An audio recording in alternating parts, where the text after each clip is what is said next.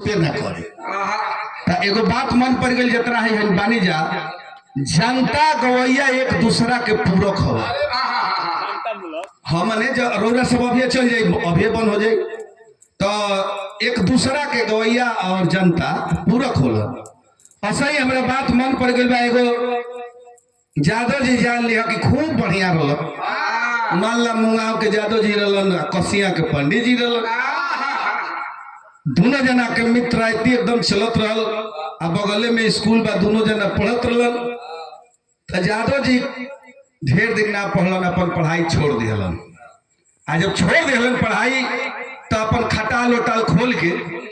पंडित जी यादव जी अपन भैंस वैस अपन डुमरावे मान लिया जाओ चाहे बक्सर खटाल खोल के अपन करे लगल दूध बेचे लगल पंडित जी के अब रोह ना गई कहलन के मर देते नहीं जो दउआ तो मैं गाड़ी ट्रैक्टर कीन लिहल सलाह हम पढ़ते रह जाए काम बिगड़ जाए अब वो अपन पढ़ाई छोड़ दिलन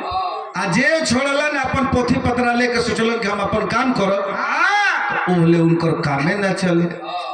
गइलन यादव जी के कहलन कि का हो मित्र आदमी हम एगो बात कही आ तो कह तो तहार जैसे धक धक धंधा चलता वैसे ही हमरो चले लगे हमरा के 3 लाख रुपया ना हो तो दे देता उधार हम हो कोनो टेम्पू गाड़ी कीन के अपन काम करे लगती। देखो हम बताइला यादव जी शुद्ध मन के होलन कहीं के अगर जरा संगे रहियन तो जीव जान से रही आज जौना जाना पर बिगड़ गईल अब बॉस के बात नहीं के चाहे सरकार रहो चाहे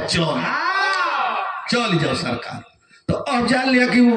पंडित जी कहलन के 3 लाख रुपया हमरा के दे दी कहलन के मित्र हवा ले लो दे दिलन पैसावा कहिया ले देब तो पंडित जी कहलन कि बस साल भर में कमा के पैसा दे दे तो ठीक है बा वो करत करत नौटंकी पंडित जी साल भर ना 3 बरिस बिता दिलन पैसा ना दे अब ना दिहलन तो भाई अब मुंगाव के यादव जी आ कसिया के पंडित जी अब कहलन कि रुका रुका पंडित जी ऐसे ना मानी और रोज है कोरान सरैया उपमा देता नहीं कोरान सरैया चट्टी पर बेचस दूध आ वही तरह गाँव ना आवस चल जस कसिया गांव घर में हाला हो गई कहे पंडित जी हो मुंगाव वाला यादव जी डेली डेली आओ तो का बात बा तो डरे ना कहस कि 3 लाख ले ले बानी डरे ना कहस कि 3 लाख ले ले बानी तो एक दिन पंडिताइन से पंडित जी राय कहलन कि सुनो यादव जी बड़ा परेशान करत गांव घर में बुझाता अब इज्जत रहे ना दिहन एगो काम कर अब की के अगर बाल्टी दूध बंधले अगर आ गइल तो जे गांव में सुनाई ना तो हम आगना में सुत जाई आ उजर की चादर डाल दियो आ मुठा के अगरबत्ती हमरा कपार के जरी बार दियो बार के छाती पीट के रोइह कि आ हे दादा पंडित जी मर गइल कम से कम ई मुआला के सुन के 10 दिन तो घरे रही बाल्टी बजावत कुरान सरैया चट्टी पर से बेच के माल दूध पहुँचल पैसा वो दिन सुनले रहलन यादव जी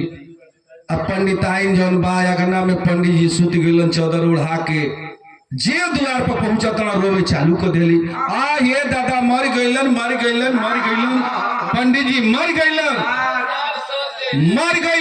आ पंडित जी तो भीतरिया चदरिया में देखो तड़ के अगना में आवत धीरे से बतावत नहीं खन जादव जी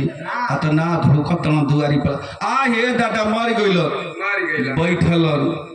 यादव जी कहलन कि पंडित आइन हाथाना रोला के जरूरत नहीं खे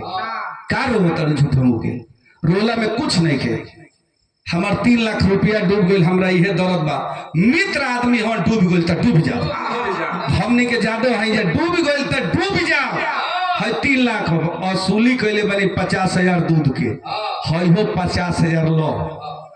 आ जब आइए गइल बनी मित्र हवन तो बिना इनका के घाट पर फुंकौले जाए